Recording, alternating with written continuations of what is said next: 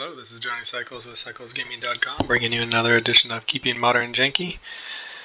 We have some things to do. This elegant parlor. I want to keep it though. Play this Vengevine. Hopefully draw an untapped land. And our Vengevine lives. So we can get this Chandra Acolyte of Flame down immediately. Otherwise, it's elegant parlor time. The one of. So I've been on the fence, right? Had 3 in the first couple decks. Took them all out, and then I've put one more back in. Yawgmoth, perhaps? No, what is this? That's a Surveil deck. Alright, that's good. We can Lightning Helix this and get an attack in. Exile Rebel Belt, Maverick from your graveyard. Put a +1/+1 counter on the target creature. Activate only as a sorcery. Rebel Belt, Maverick. Okay. Yes, we would. Helix that, gain the life back.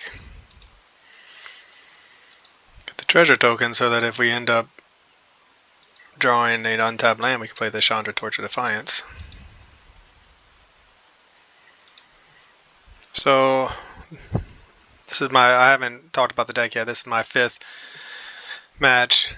This is my Boros, Chandra, Burn deck. Although it's sort of Boros Super Friends. We've added two copies of Koth, or really 6 copies of 2 different Koths. The goal here is to play some value creatures and burn spells up the curve till we get to the 3-drop spot, at which point we're going to play Chandra Acolyte of Flame or Oath of Gideon, and both of them will help us. It's a graveyard deck. Both of them will help us ultimate our Planeswalkers ahead of curve. Alright, so they put the Vengevine in the battlefield, and okay, yep. So now, we're wishing we hadn't gotten rid of that Lightning Helix. So we really want an untapped land. We can get the Chandra down, kill the Vengevine, although that's only going to do so much because they can probably bring it back. So we want to be able to ultimate some of our Planeswalkers ahead of curve. Koth, the old Koth, I'm blanking on the name now. Let's see if I can get it up. Alright, I'm back at Koth, Fire of Resistance, and then Koth of the Hammer are the two. Alright, so there is our... Oh man, alright, there's our untapped land. So we have a choice here, right? We can play a Chandra Acolyte of Flame.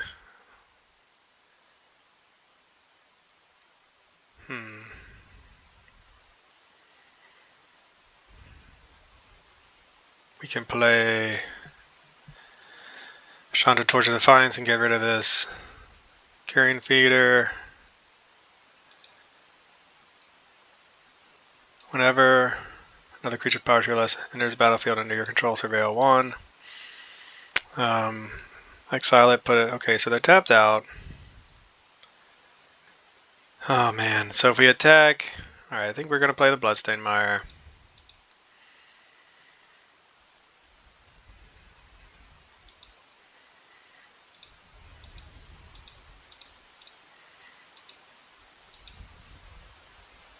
This doesn't make me happy, per se. Because then now what's probably going to happen is they're going to get their Vengevine back anyway. And if they don't, they can just send both creatures in at Chandra and kill it. Yep. So yeah, we're fighting I think a downhill or uphill battle, losing strategy here because they have so much recursion. So all of our spot removal cards and spells and Planeswalkers or whatever aren't going to be able to keep up with the value of the recursion from the graveyard. We'll see.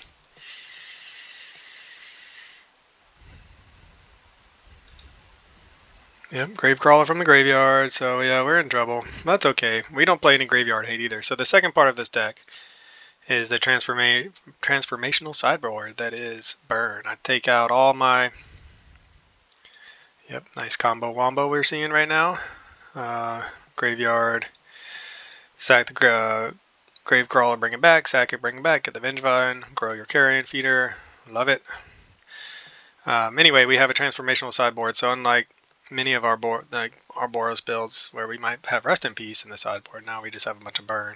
We're trying to get our opponents who are going to be thinking we're something else.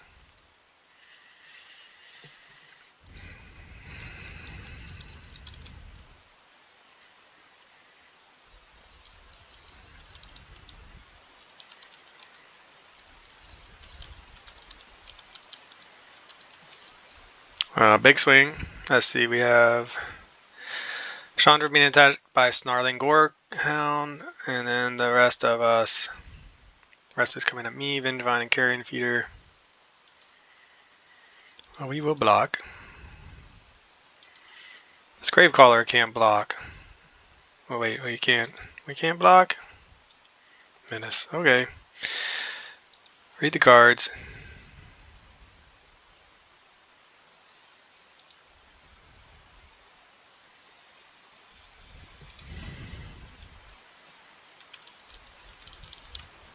Opponent says their deck isn't so competitive.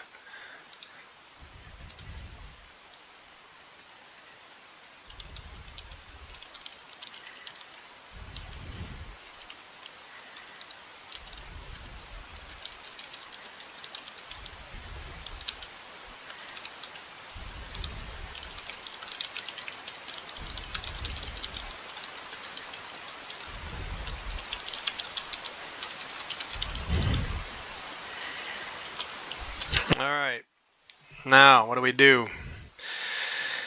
We're just in big trouble is what is going on right now. They got the Stitcher Supply. We don't have anything we can bring back from the graveyard. If we did play the Chandra, like a lightning bolt or something to get in an attack. Let's see what we're gonna get with this one of Surveil lands, and then we'll probably have to just scoop it up. There's the lightning bolt. That would have been nice. So we can leave that on top. Block. Then we take 3, 4, go to 5, 6, 7. Yeah, I think we'll just go ahead and concede. Go to game 2.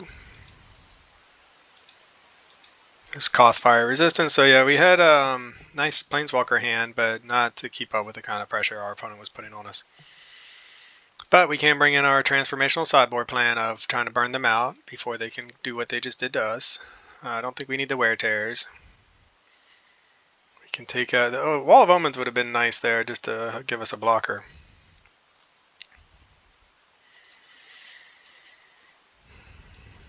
Oath of Gideons. You know, if we're taking on our Planeswalkers,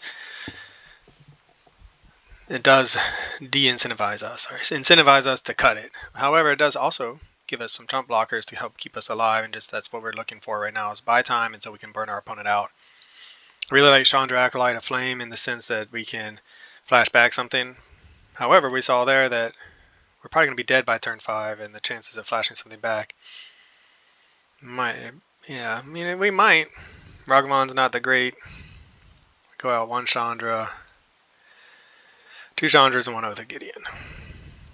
Game goes along. Chandra might be a card that gets us over the top, but there's a good chance we won't be. The game will be over before we get a chance to flash it back. So we have 1 burn spell, a redraw, and an oath. Mulligan. 1 burn spell. 1 burn spell. As percentage, not at its best against our opponent. And a Wall of Omens is nice. We'll keep it. I don't want to mulligan anymore. We'll put this Elegant Parlor to the ground. I'm just laughing because we have 1 of them and we keep drawing them. And now I'm going to end up having to cut the Elegant Parlor, the 1 of, because I'm so annoyed at it, having it in my hand in my opening 7 and slowing. I mean, if we had an untapped land there last game, I don't think it would have made a difference in the outcome, but it did. Having that tap land did. We had to get lucky hitting lands to play the way we did. If we hadn't hit lands, it would have slowed us down the whole turn. Ooh, that's not what we wanted to see.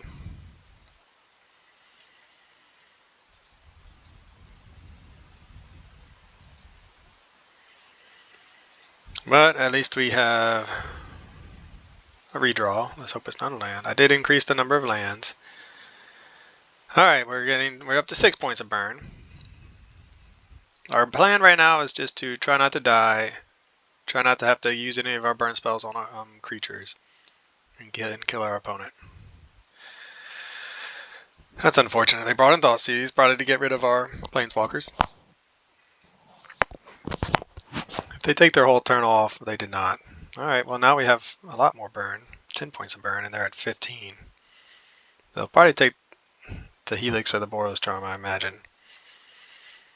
Helix buys us more time by gaining us life. The Boros Charm obviously does the most damage. Another Thoughtseize. Now they're going to take the Boros Charm. Alright, well, they took out 7 points of damage from our hand, 6 points of damage from our hand, and did 4 to themselves. And they got us, and we drew a card. So I don't know if that comes out to be a win for us or not, but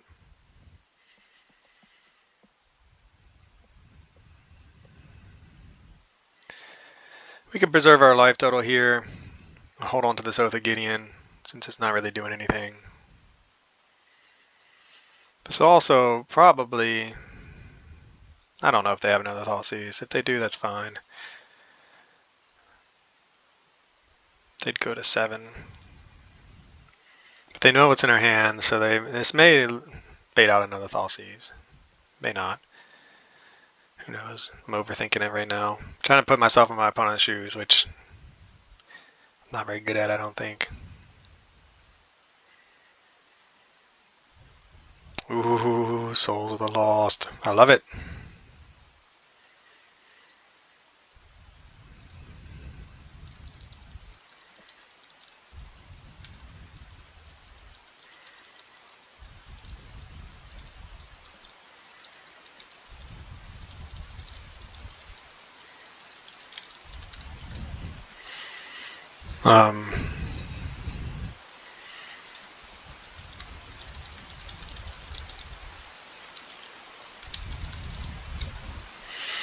Okay, so now they got their Vengevine. The clock is ticking. The race is on. They have a lot of damage on the battlefield, and they're at 12. And we're at 19. So this Souls of the Lost is a great additional threat. So we'll go ahead and block the big one here. If we block the Stitcher Supplier, it's just going to grow the Souls of the Lost. I missed what our opponent sacked to the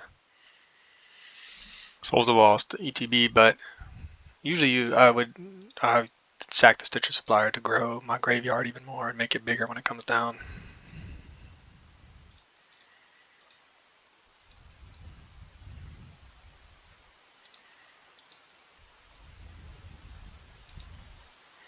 Well, choose target player.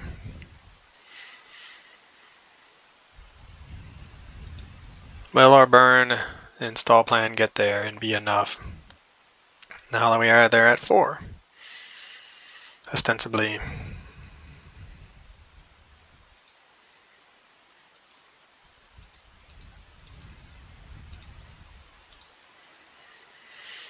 So make some more chump blockers.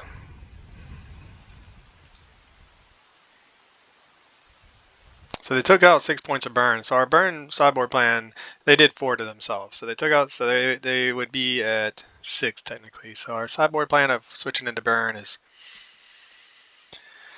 been, we'll see. I mean, I think we're set up here to win if we can draw a burn spell, do a couple more burn spells, and we have some blockers. So as long as we don't flood out, whatever we draw should be enough to get us there if our opponent doesn't go crazy with the last 2 cards in there. There are a lot of ifs there, obviously, but we're due to draw another land, I think.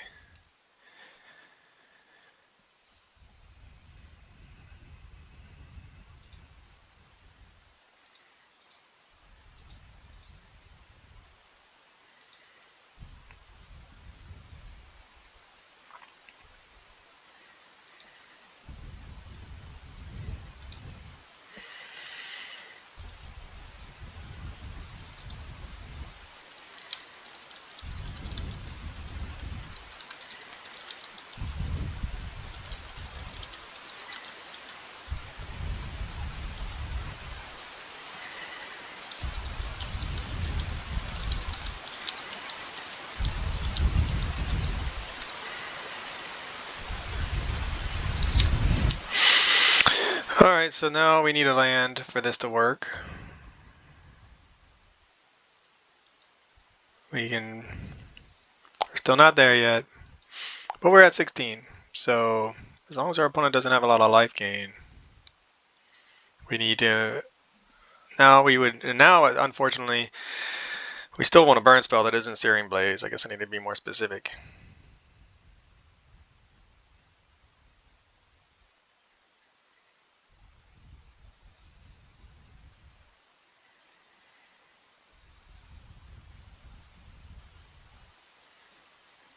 So we will block. Alright, well, we're running out of blockers. We're running out of time.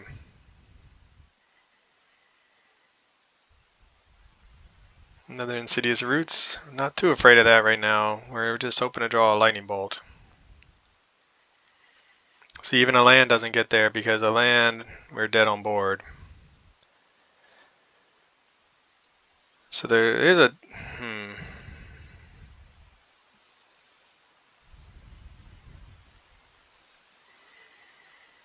So I'm just trying to figure out, okay, so we Boros Charm it into turn. We didn't have a land into the battlefield, but that puts them to 4.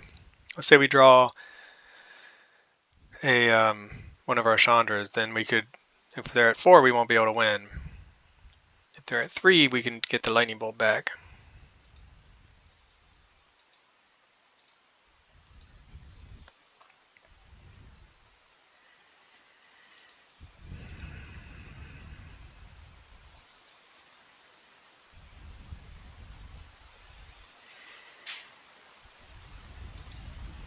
So we really want to get this 1 point of damage in. So we're going to target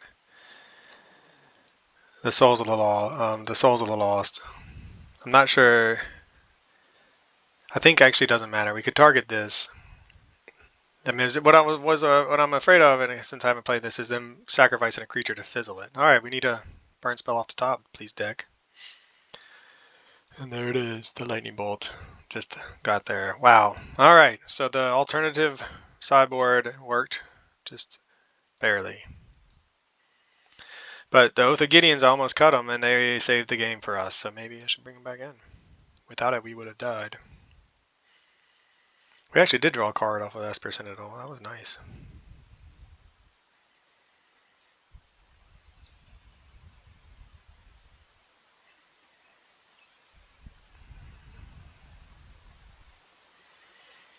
All right, running like that. I mean, we didn't have a great burn hand to begin with, right? We ended up having to draw into some burn, and then they took it from us anyway.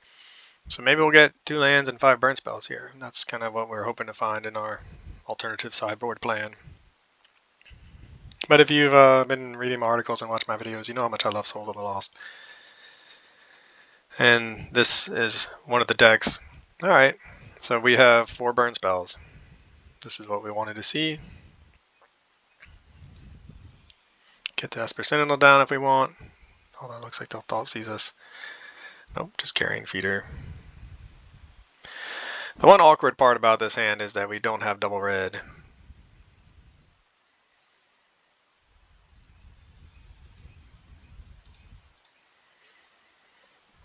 But we also have...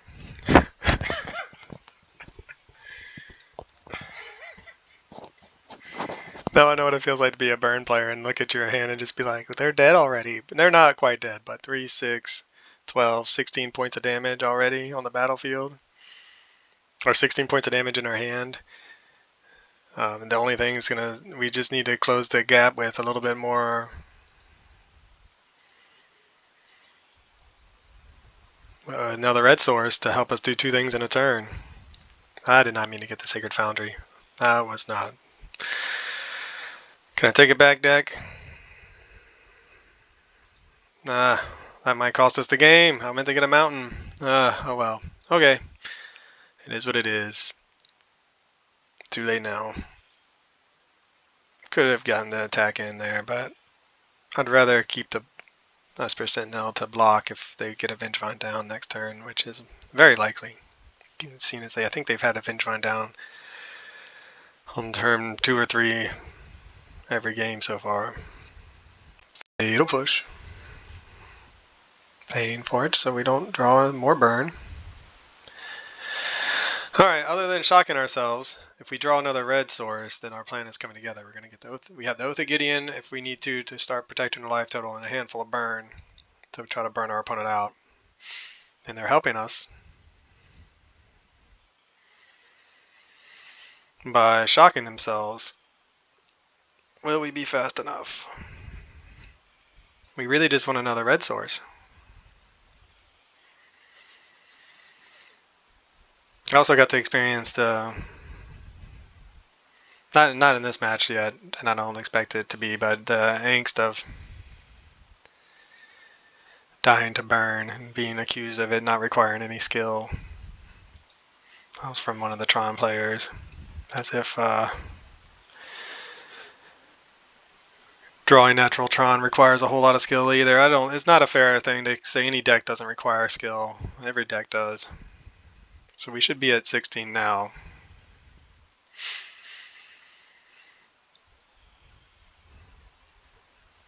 Somehow, like, having this hand and these cards in our hand requires less skill than having natural Tron and Ugin in your hand or something. Every deck requires play and skill to execute properly. Alright, we really want to hit a land, preferably a red source.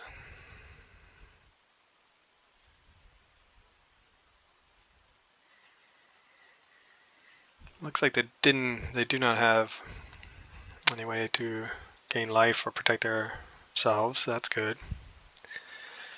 Red source, and it is a red source, so we can go with the Gideon and start having some chump blockers down.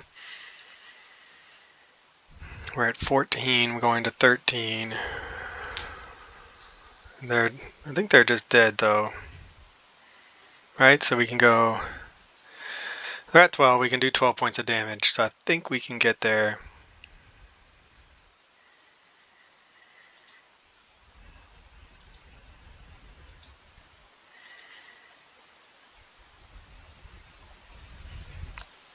And then we can bolt them at the end of their turn. We'll hold up the instant speed bolt just in case there's some shenanigans unexpectedly that come out of nowhere and we need to kill something like a Vengevine before it gets super big. But I think our alternative burn plan is going to get there. Does this count as keeping modern janky Super Friends burn? I don't know. We'd lost in game 1 pretty handily. But to be fair, when you're fighting a graveyard strategy like this, it's not uncommon just to lose to it in game. Sorry, let me finish. It's not uncommon to lose to a graveyard strategy like this game 1 because most people don't play graveyard hate in their main deck. It's only in their sideboard. And so then it's more common for sideboard plans to come into play and to nerf the graveyard strategy. And then if you're going to win, if you're going to win the match, you usually win games 2 and 3 against these graveyard strategies. So I don't know. It feels a little bit like unfair to call this keeping modern janky if I just go into a burn package, but we'll see. It's fun. And it's not like I've been crushing people. I think this is my second match win if I get there.